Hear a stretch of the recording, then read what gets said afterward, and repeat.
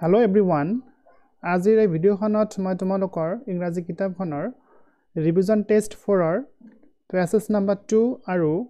ইয়াত কেইটামান correct tense form of verb দি আছে এই কেইটা মই ধুনীয়াকৈ বুজাই দিম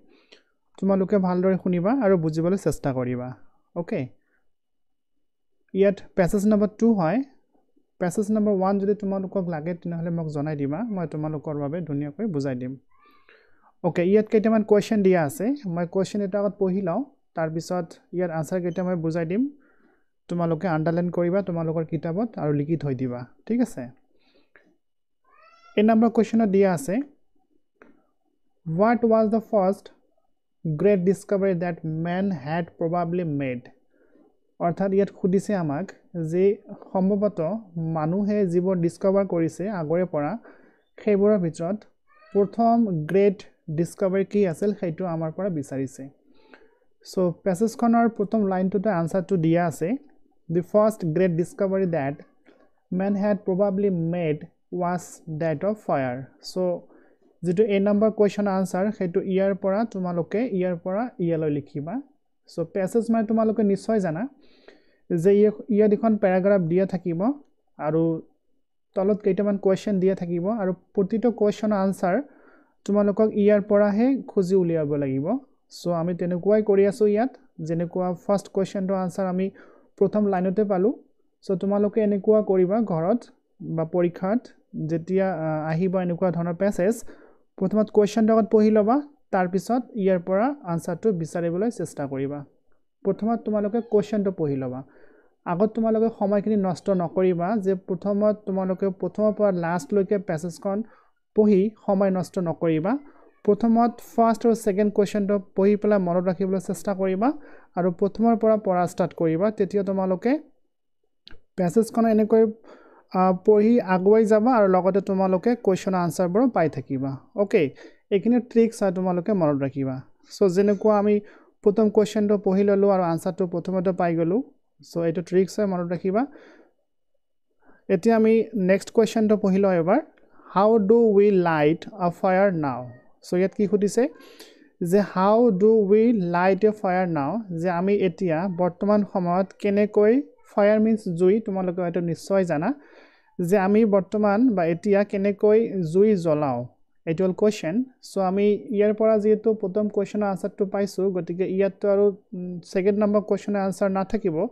gotike ami next word or pora ba next line or pora start korim iyat ki dia ase We light a fire now by a match. Match means diya cholai. Tomaloke nischoy jana. So questionot khudise je ami etia kenekoi fire orthat jui jolao. So yat answer to paye golo ami je we light a fire now by a match. Ami bortoman match orthat diya cholai re fire orthat jui jolao. So year pora start kori iyaloi amar B number question answer hobo. তোমালোকৰ বহিত ধুনিয়াকৈ লিখি ৰাখিবা okay এতিয়া আমি next কোৱেশ্চনটো আগত পঢ়িলাম মই প্ৰথমতে কৈ দিলো তোমালোকে পৰীক্ষাত প্ৰথমৰ পৰা লাষ্ট লৈকে আগত পেছেজখন নপঢ়িবা কোৱেশ্চনটো পঢ়ি লবা তাৰ পিছতে পেছেজখন পঢ়িবলৈ চেষ্টা কৰিবা তেতিয়া তোমাৰ টাইম মেনেজমেন্ট ঠিক হ'ব আৰু সময়ৰ ভিতৰতে তোমালোকে পেছেজখন কৰিবলৈ পাৰিবা সি নম্বৰত কি দিছে How was the fire made in older times? In older times means কি কৈছে ইয়াত যে আগত পুৰণি সময়ত ফায়াৰ কেনেকৈ জ্বলোৱা হৈছিল এটো কোৱেশ্চন হয় এতিয়া আমি নেক্সট লাইনৰ পৰা ষ্টাৰ্ট কৰিম যেটো আমাৰ সেকেন্ড কোৱেশ্চনৰ আনসাৰ ইয়াতে শেষ হৈছিল গতিকে আমি ইয়াৰ পৰা ষ্টাৰ্ট কৰিম but of course matches are quite recent things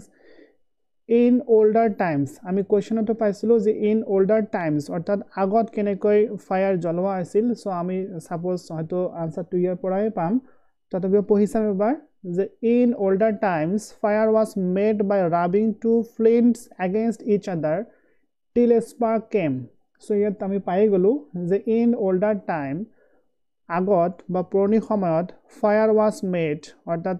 fire জ্বলোৱা হৈছিল by rubbing two flames against each other অৰ্থাৎ আমি দুটা যেনেকৈ আমি সাধাৰণতে দেখা পাও দুটা ডাঙৰ ডাঙৰ শিল যদি আমি গহি দিও তেনেহলে তাত কি হয় জুইৰ সৃষ্টি হয় সো আগত এনেকৈয়ে জুইৰ সৃষ্টি কৰা হৈছিল আৰু কোৱেশ্চনৰ আনসাৰটো আমি ইয়াতে পাই গলো গতিকে তোমালোকে সি নম্বৰ কোৱেশ্চনটো ইয়াৰ পৰা ইয়ালৈ লিখিবা ওকে তোমালোকৰ নোট বহিত ধুনিয়াকৈ লিখি ৰাখিবা এইখিনি সি নম্বৰ কোৱেশ্চনৰ আনসাৰ হ'ব now I move to the next question D number কোৱেশ্চনত কি লিখা আছে whenever a fire started how did the men and women try to keep it অৰ্থাৎ ইয়াত খুদিছে আমাক whenever a fire started অৰ্থাৎ যেতিয়া আমি ফায়াৰ জ্বলাবলৈ আৰম্ভ কৰোঁ বা ফায়াৰখিনি জ্বলালো তেতিয়া কেনেকৈ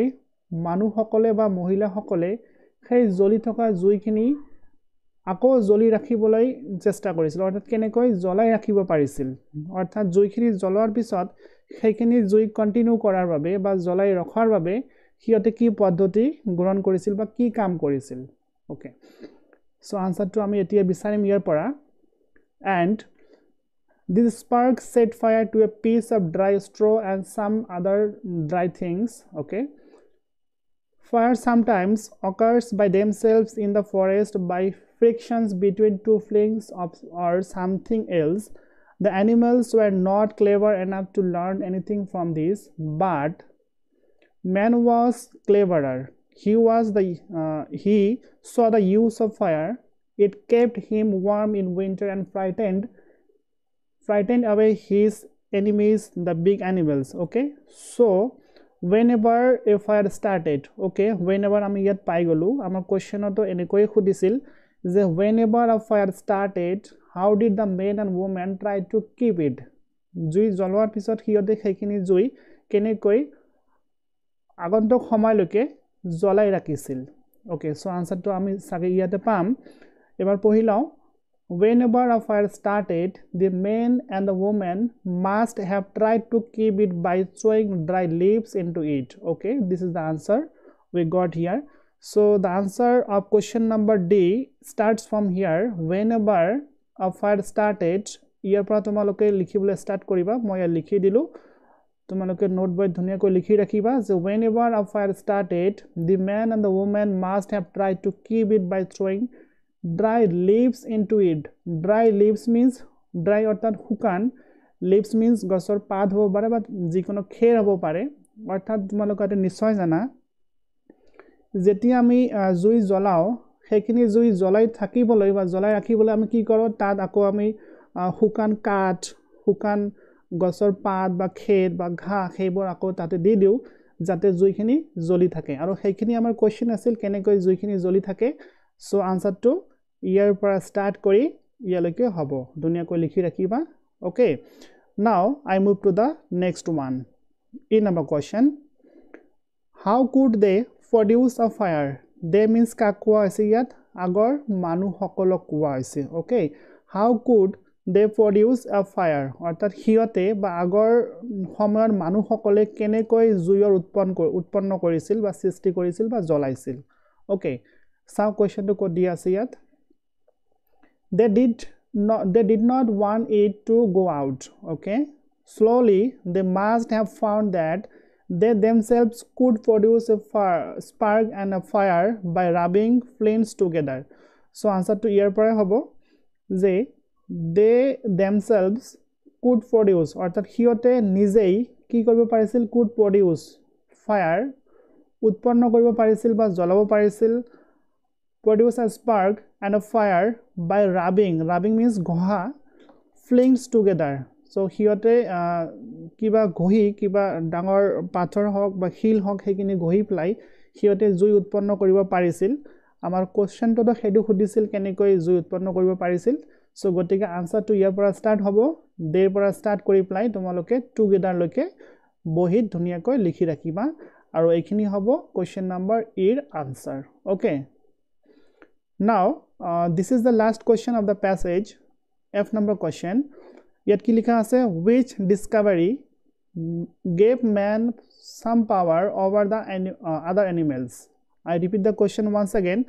which discovery gave man some power over the other animals অর্থাৎ এনেকুৱা কোনটো ডিসকভাৰী আছিল কি আৱিষ্কাৰ আছিল যেটো আৱিষ্কাৰে মানুক কি কৰিব দিছিল বাকিবৰ হিংস্ৰ জীৱ-জন্তুৰ ওপৰত পাৱাৰ দিছিল বা জীৱ-জন্তুৰ পৰা হিয়তক ৰক্ষা কৰিব পাৰিছিল এনেকুৱা কি আৱিষ্কাৰ আছিল আগৰ যুগৰ মানুহসকলৰ সো আমি বুজাই পাইছো জুই আছিল জুইয়ে আৱিষ্কাৰ কৰিছিল প্ৰথমত সেইখিনি আৱিষ্কাৰে কি কৰিছিল মানুহসকলক বাকিবোৰ জীৱ-জন্তুৰ পৰা সেভ ৰাখিছিল সংৰক্ষণ কৰি ৰাখিছিল সো আনসাৰটো আমি চাও এবাৰ সো আমি যেহেতু ইয়াৰ পৰা এই নম্বৰ কোৱেশ্চন আনসাৰটো পাই গৈছিলো গতিকে আমি ইয়াৰ পৰা স্টাৰ্ট কৰো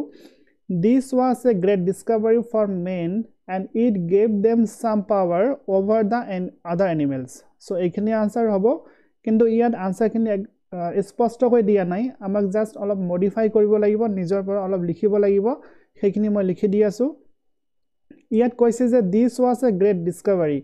এইটোৱে আছিল বা এইখিনি আছিল এটা মহান আৱিষ্কাৰ এইখিনি মানে কোনখিনি আৱিষ্কাৰ কথা কোৱা আছে আগতে আমি পাই আহিছিলো এইখিনি মানে হ'ব the discovery of fire so তোমালোকে আনসাৰটো লিখিবা মই কোৱেশ্চনতে ধুনিয়াকৈ লিখি দিছো তোমালোকে আনসাৰটো এনেকৈ স্টাৰ্ট কৰিবা প্ৰথমত লিখিবা the then discovery তাৰ পিছত লিখিবা of then fire okay প্ৰথমত তোমালোকে লিখিবা the discovery of fire তাৰ সৰি ইয়াত মই অলপ শৰ্ট কৈ দিও মই আনসাৰটো ইয়াতে লিখি দিও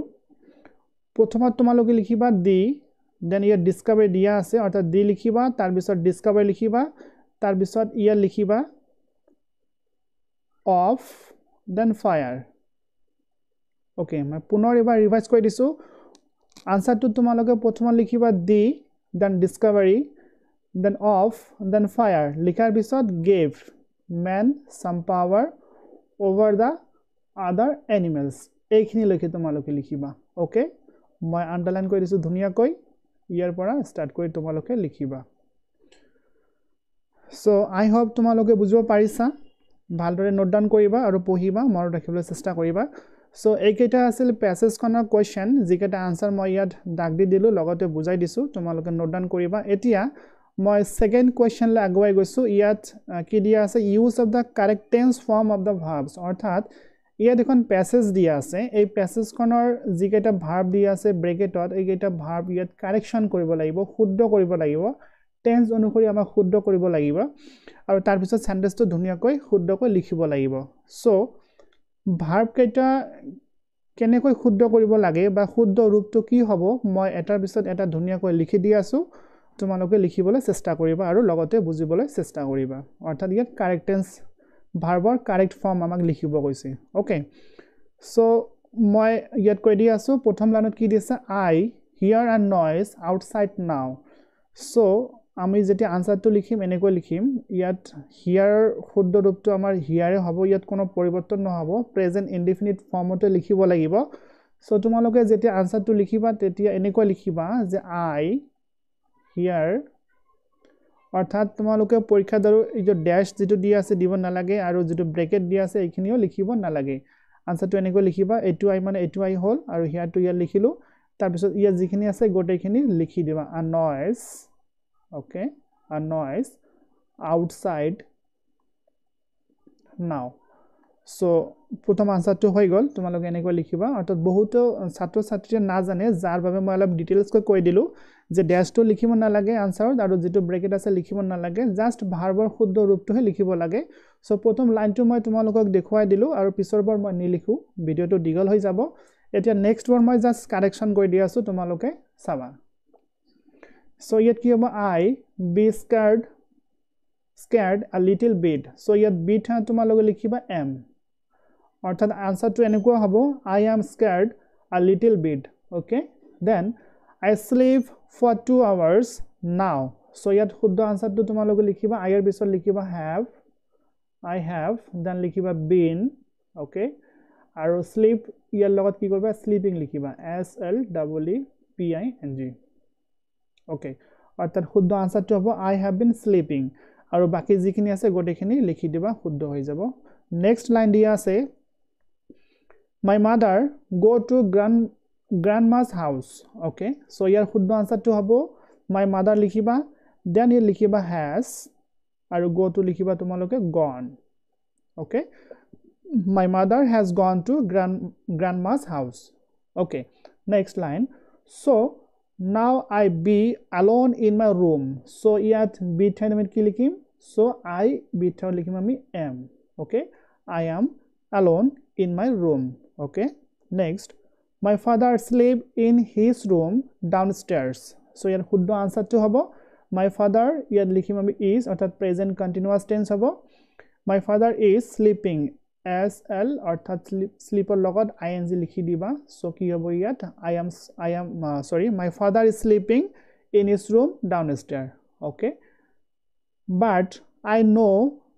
that the noise I hear is nothing serious. So ইয়াৰ শুদ্ধ আনসাৰটো হ'ব ইয়াত কোনো পৰিৱৰ্তন নহব আইটো লিখিবা তোমালোকে